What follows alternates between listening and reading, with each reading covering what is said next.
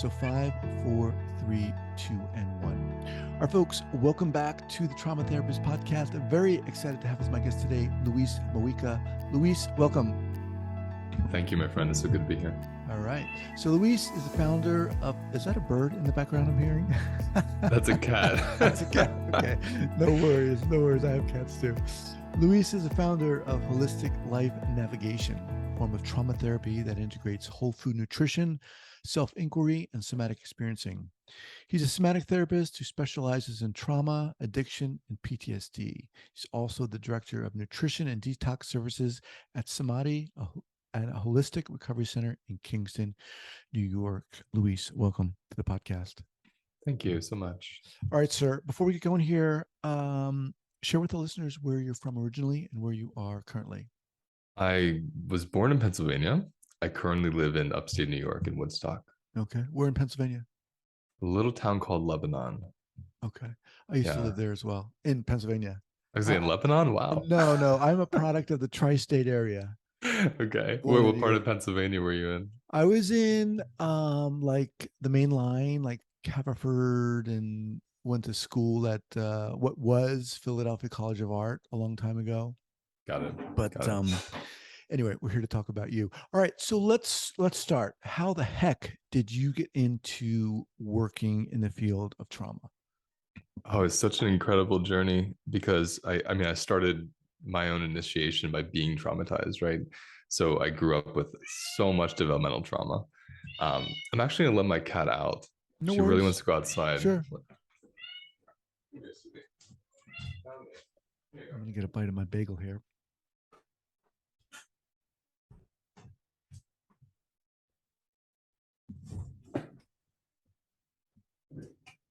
So it started with my own experience of being traumatized. I didn't really have a name for it, but I felt the suffering, I felt the pain, I felt the anxiety.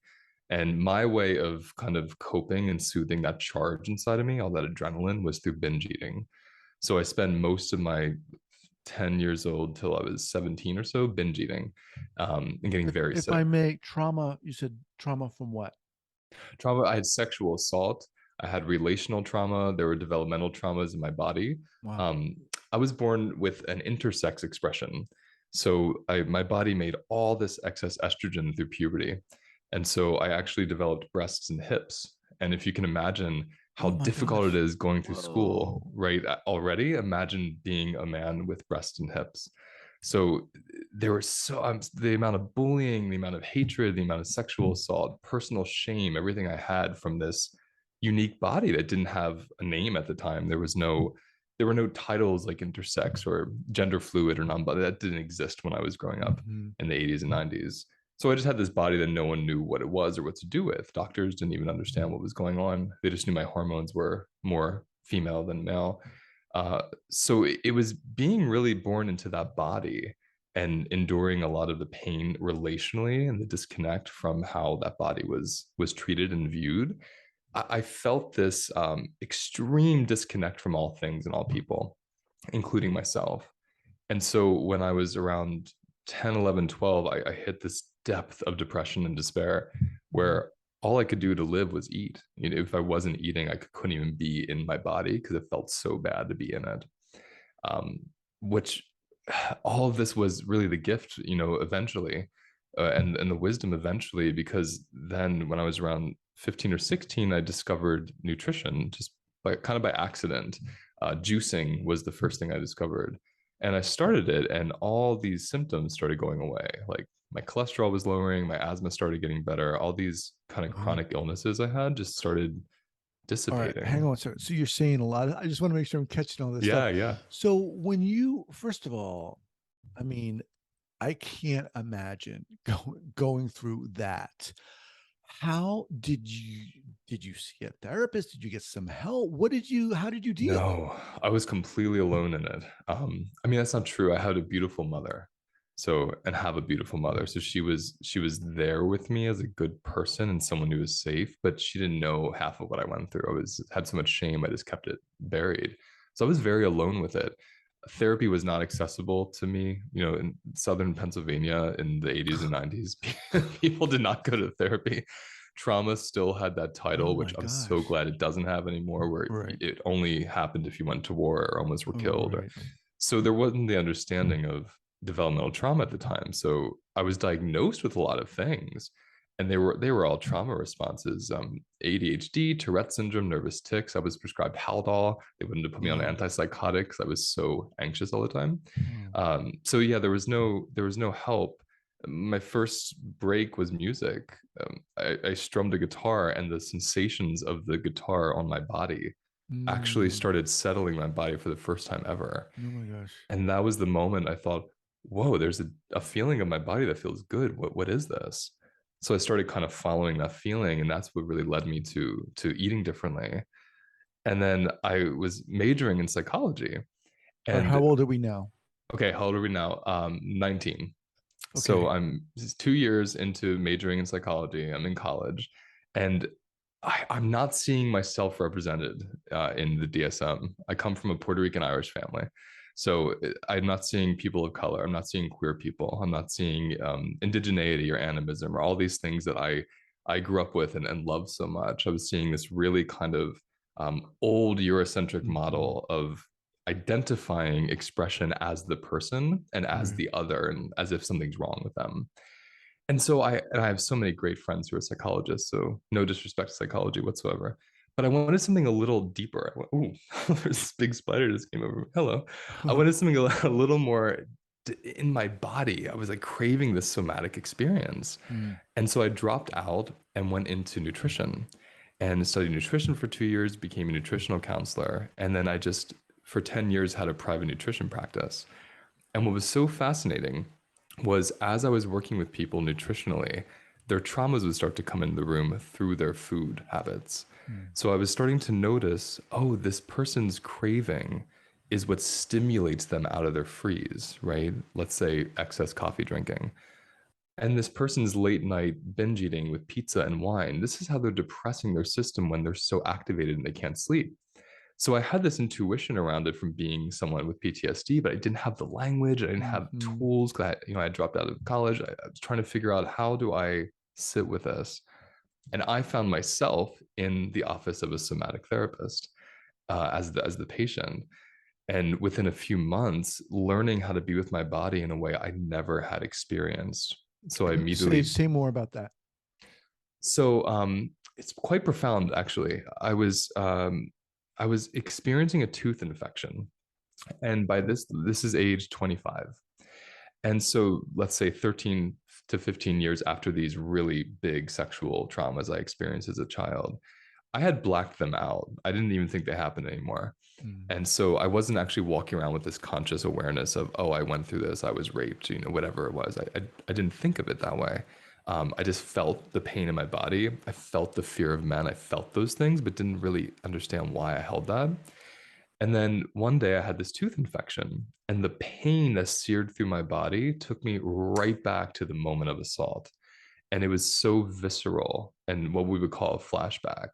But it was a pure somatic experience that I didn't even experience then as a child because I was so dissociated.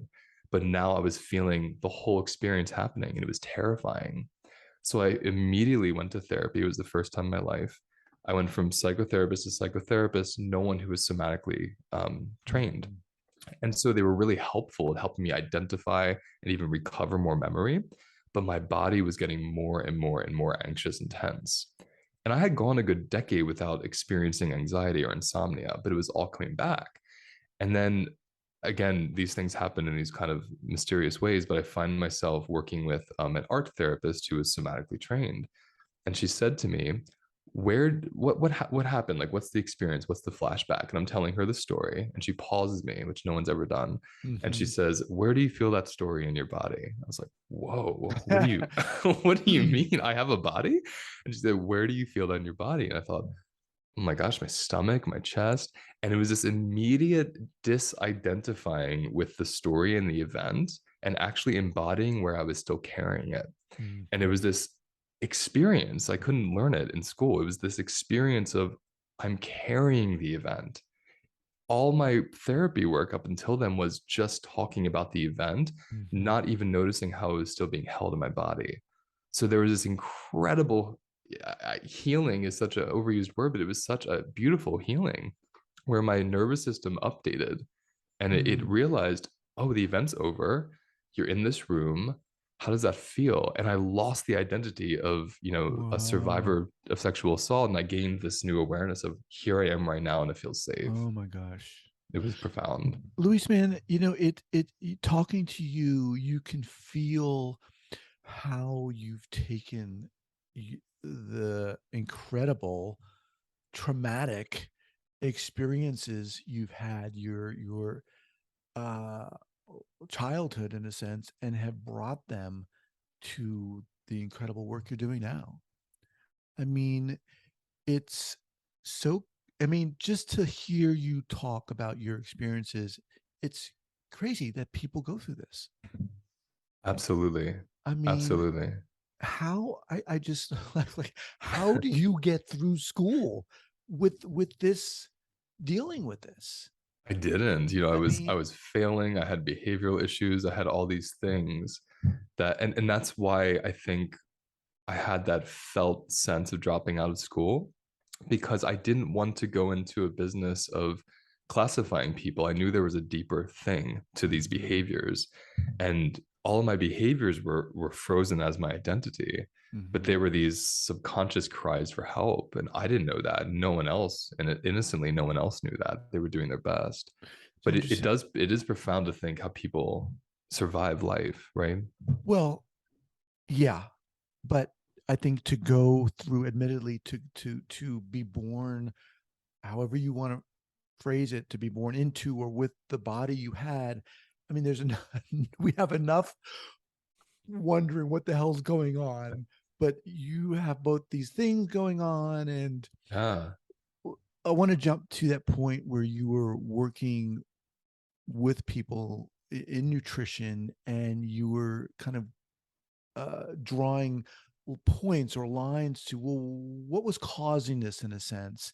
That seems like a really interesting epiphany or realization. How what made you think of that? I'm getting chills as you ask it because it kind of takes me back to that feeling of just excitement of realizing there was this connection. Um, and I mean, so I always bring up rashes as a great analogy. So someone has a rash, and it's common culture to want to get rid of the rash. It's not as common to inquire from where is it blossoming, like from where is it Mm. emerging in me. Trauma response and behaviors are the same thing. It's we see them and want to get rid of them, our addictions, our Right. compulsions, right, whatever. But they're literally signals to something we can't see. It's something we can see from a place that we can't. Hmm. So I was so interested in what's the place I can't see as a nutritionist, because I was trained in that way of you see a rash as not the problem, but as a language, something Mm. speaking to you. What does that tell me about your liver? What does that tell me about your emotions?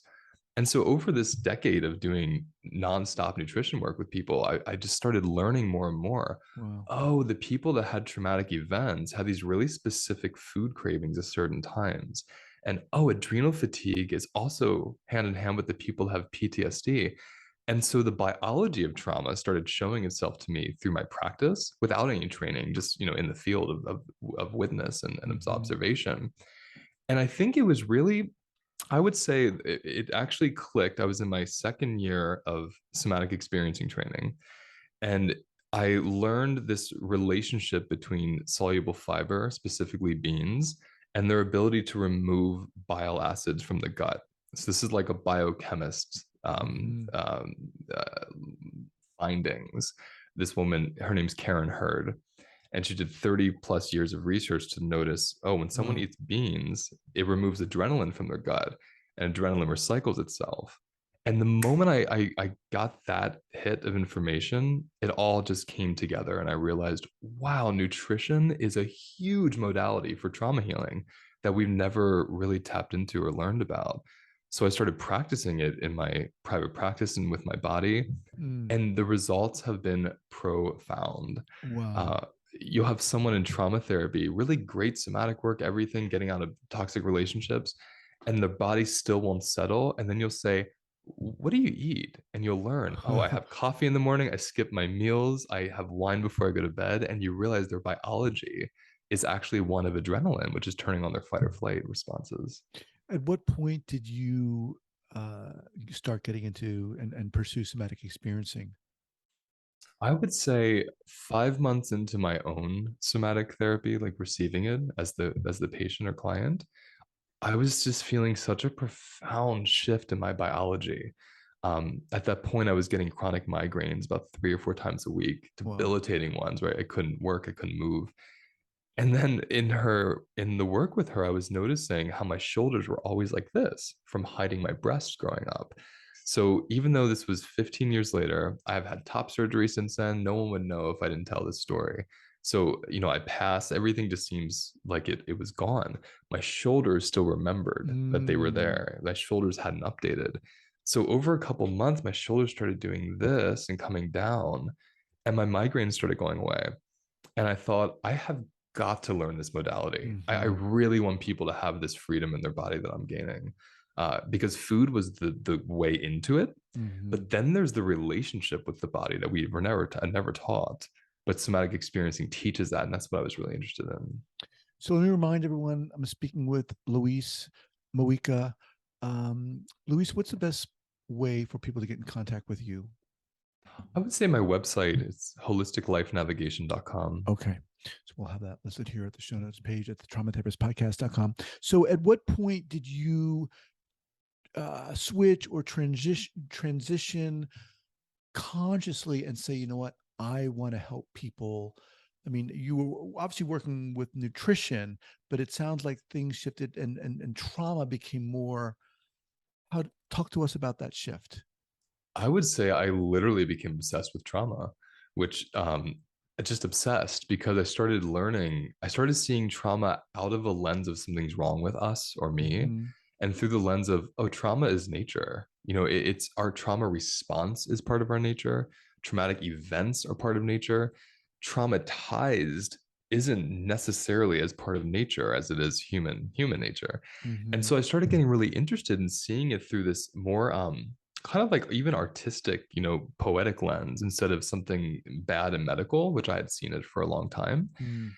And I think for me that shift really came down to just the pure biology again and energetics of it. And so I was thinking of things like sneezes.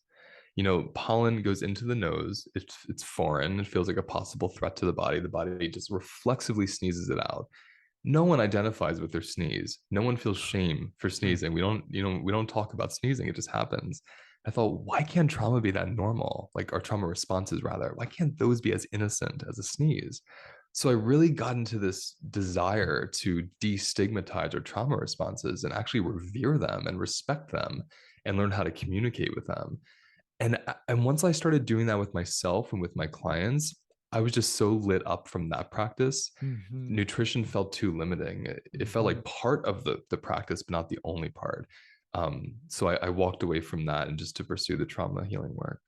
Why do you think we have those strong slash negatives slash medical responses to trauma?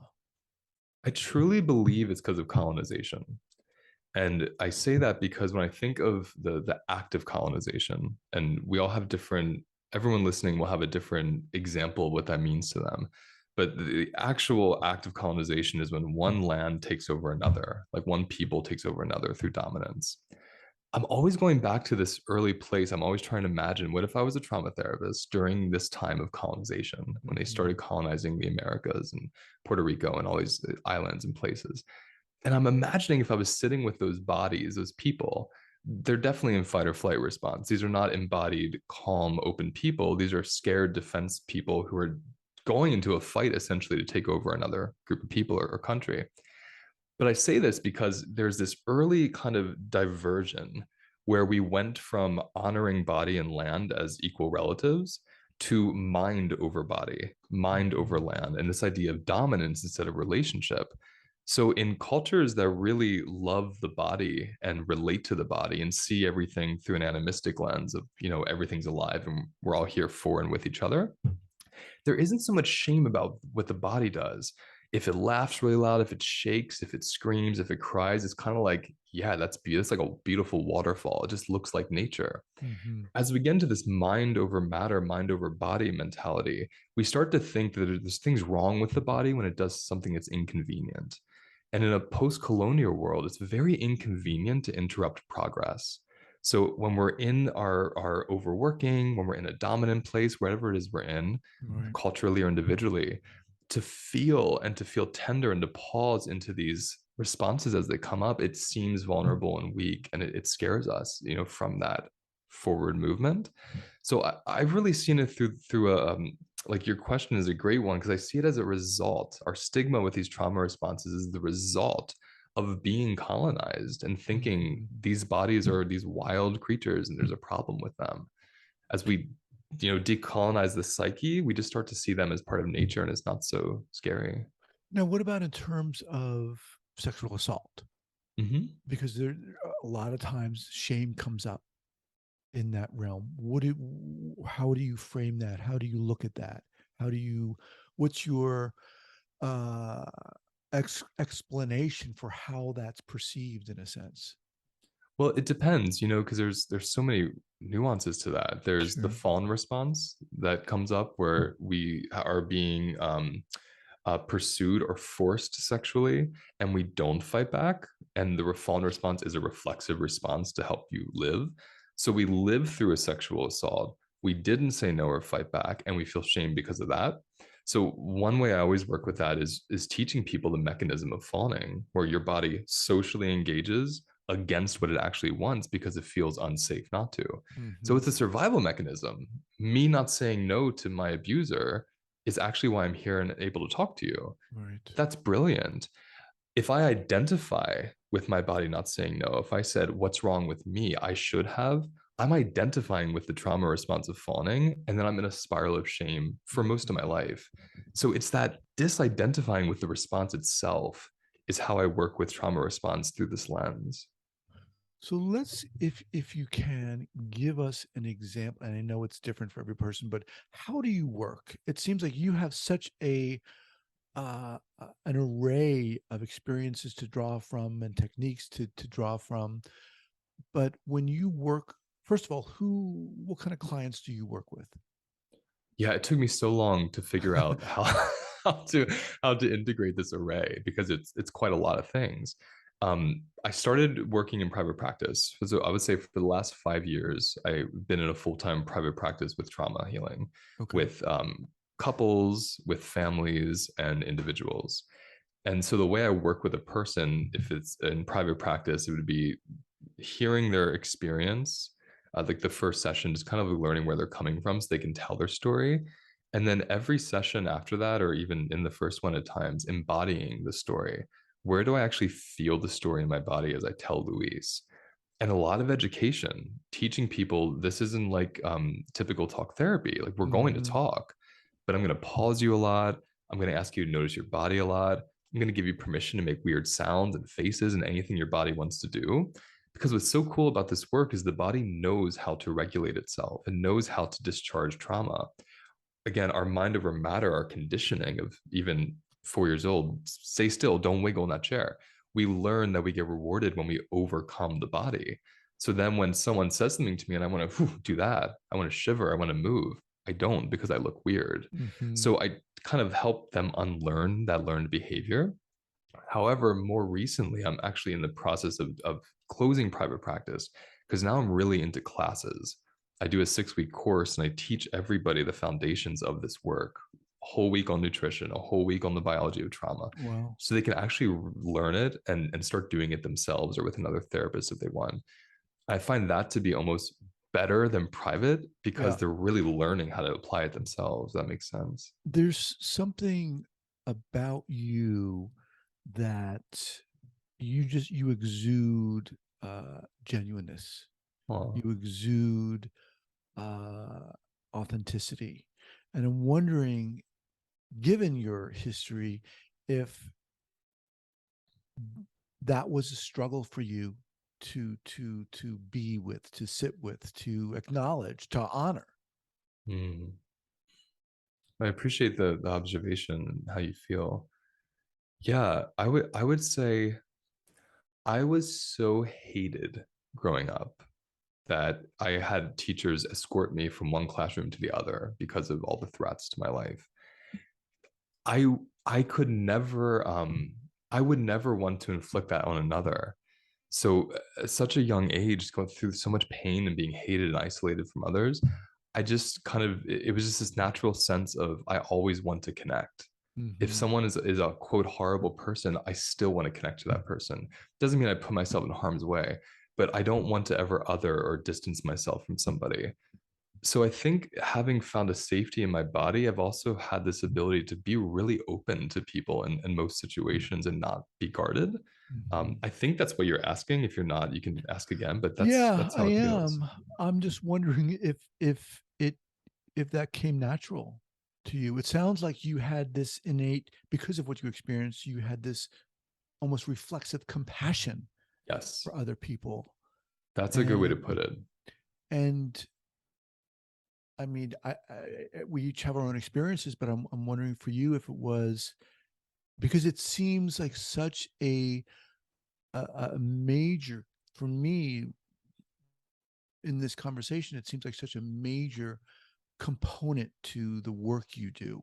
Mm, You know, it's hmm. so we need people like you is what I'm saying. Seriously. And I don't and I'm just curious about that journey for you. You know, we talk a lot about or I do, um the importance of inner work for therapists. Mm, And hmm. was to what degree was that a struggle for you to be the amazing person you are in a sense? I love that question because if I think back and I see myself from, I always see age 10 to age 15 as just the hell years. It was the hardest. And I still didn't have a hatred. There was that reflexive compassion, but I felt so alone and I hated myself actually. It went into myself.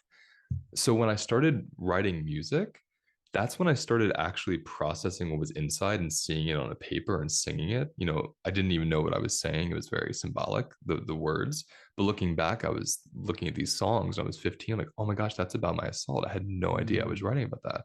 So that process, I think, really helped me. I guess what it did was it gave me this tool to go into these deep parts of myself that I've hated, that I was ashamed of, that I was afraid to go to, and feel really safe and even see them as something beautiful. So it's hard for me to be around other people and not see that in them. And I mm-hmm. think that transfers, you know, when I'm with someone, they know anything they tell me, it's not going to rock me. I've been to such Right. deep pain. Right. And that, so that's where I really, even more than my training, I moved from that place. Well, that to me is the gold. You know, that to me is what this is all about. I mean, that really is what I hope my podcast about because Mm. you that's what we need connection like that, right? We need to Yes. feel. I mean, the fact that you're able to present a or create uh, a space where the people you're working with can feel that, that is profound, and I it's not easy. I couldn't agree more. I think that's what I was always seeking when I was looking for a therapist or someone to help. Right. It wasn't even the therapy, it was I wanted a body that could handle my body and feel Right. safe with. And so I completely agree with you. Wow. How good that feels. All right. So um these classes you're offering, are they available now? How do people access them? These are live. And so I teach about 3 or 4 a year Oh, okay. and they go 6 weeks. And so people can sign up and they take them and there's a ton of support and we meet a couple times a week and everything's on my website with those. Okay. Okay. Awesome. And Yeah. again, we'll have that listed here. Luis's website is holisticlifenavigation.com, holisticlifenavigation.com. Luis, you are one intense dude, and I've got to have you back at a later Oh, date. thank you. Love to have you back, man. Yeah, Yeah. the first moment I first heard your voice a few years ago, I felt immediately safe. And so I really appreciate your presence and it's so nice to connect with you now. Likewise. All right. So we will be in touch. And yeah, this is awesome. Great meeting you. Thank you so much. Take care, my friend. Take care. All right.